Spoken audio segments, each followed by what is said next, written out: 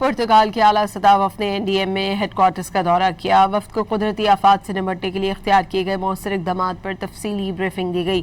पुर्तगाली वफ़द की क़यादत पुर्तगाल की डायरेक्टर जनरल फॉरेन पॉलिसी ने की। चेयरमैन NDM में लेफ्टिनेंट जनरल इनाम हैदर मलिक ने वफ़द को NEOC की जदीद सलाहियतों पेश की। वार्निंग सिस्टम कौमी वसाइल के मौसर इस्तेमाल पर ब्रीफिंग दी गई। उन्होंने आफात से निपटने के शोबे में पाकिस्तान और पुर्तगाल के दरमियान दो तरफा ताउन, तजुर्बात के तबादले और मुश्तरका इस्तेदाद कार बढ़ाने की अहमियत पर जोर दिया। पुर्तगाल के आला सतह वफ़द ने NDM में हेड क्वार्टर्स का दौरा किया। वफ़द को कुदरती आफात से निपटने के लिए इख्तियार किए गए मौसर इक़दामात पर तफसीली ब्रीफिंग दी गई।